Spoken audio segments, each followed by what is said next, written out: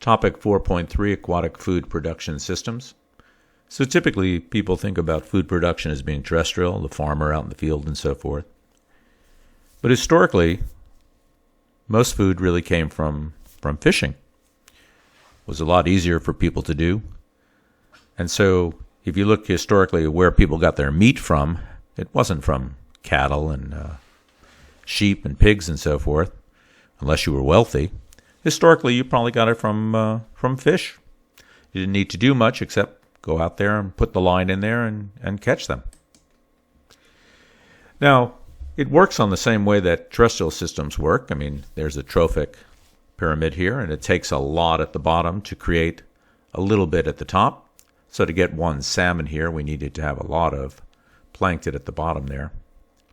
However, if you go ahead and think about it, if I was a LEDC, where would I want to get my food from? Well, it takes a lot of grain and wheat and so forth for me to produce one cow, for me to use that meat. But it's a lot easier for me to actually produce fish, aquaculture. I don't have to put as much in there. I'm really at a lower end of a trophic ladder than where the cow would be. So that's kind of our strategy here, is that LEDCs are going to look at aquaculture more than they're going to look at raising cattle, for example. And there's really very few countries in the world that raise significant amount of cattle. It just takes too much. So how can we have a sustainable system? So let's once again define what sustainability is. It's the rate that can be exploited, that's your natural income, without depleting the original stock, that's your natural capital. So you can't take out more than you're really putting in there. And where we want countries to be, or societies to be, is what we call MSY, maximum sustainable yield. I mean, I'd like to take out as much from a system as I can without making it unsustainable. There's a lot of complicated math calculations for these sort of curves, but we'll just keep it easy. Basically, if you look at where the curve tops out, that's the carrying capacity, and typically we want to be halfway down there. That would be the MSY. So if this is a growth curve here, and this is the carrying capacity way at the top there, halfway right there, that's kind of how much I want to be taking out in biomass of the system over time so that it has time to replenish itself.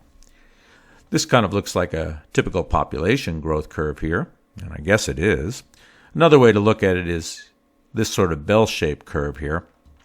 So here's our MSY. In other words, where do I get the maximum amount of yield from by putting in effort?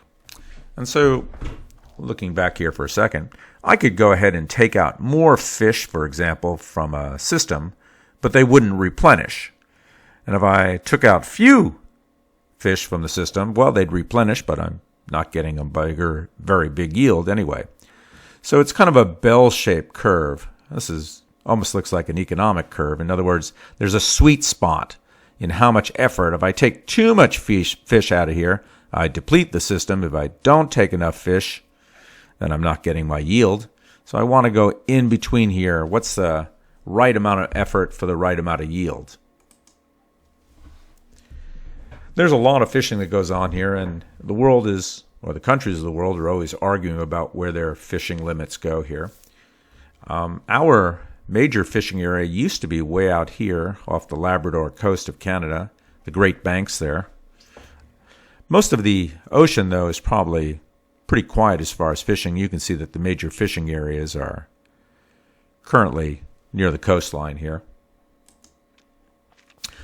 So we don't want to overfish, but unfortunately that happens. And we'll talk about the tragedy of the commons, great example for fishing here. So why has there been overfishing? Well, technology, I suppose. You got dredging. You just have a net and chain net and just haul it along the surface of the ocean on the bottom there. And you pick up a lot of things, but of course you're totally destroying the ecosystem, the habitats there.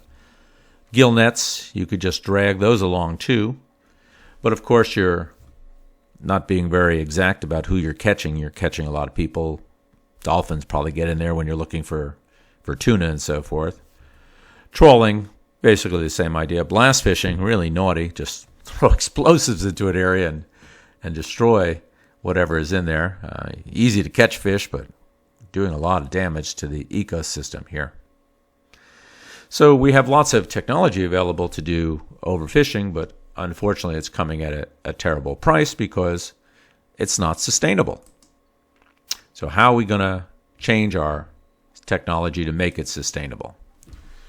Well, we could modify the nets so that larger and smaller things can be caught differently. You could throw the small ones back in there, have regulations. I think they typically do have that in fishing. And you have limits. If you've ever watched Deadly Catch, where they're looking for crabs, they have limits to the number of crabs they can catch because they want to be able to go out there next year again and catch more. And so these are anthropocentric solutions, having fishing permits and so forth. We have other things where we restrict fishing in certain areas, where we have tariffs so that even if you catch a lot, you can't sell it. And I don't think people who fish are probably happy about all these things, but in the long run, it kind of works out to their advantage. Another interesting technocentric solution that's come up here is aquaculture. In other words, just take advantage of the ecosystem that's already out there. And with aquaculture, we can get a very high output. Breeding is natural. They're out in their natural habitat. We don't get loss of it. But you are isolating a part of, shall we say, an ocean. And so there can be problems within there that they wouldn't have had if they had lots of area to swim and range around in. Another real important agreement that took place was the IWC from the International Whaling Commission. They voted in 1982 to stop whaling. There's some countries that were getting very naughty and probably still are doing it on the sly. Russia, Japan, I think Norway also. Why should we bail whaling? Again, it depends on what your EVS is. There are many indigenous people, for example, who whaling is part of their culture. So is there an ethical reason why they should be exempt from it? Some people will tell you whales have a very high intelligence, so that's an ethical reason. They're an endangered species. Many of them are on the red list. And it's unsustainable. So you can make arguments back and forth on it that whales are not fish and so forth.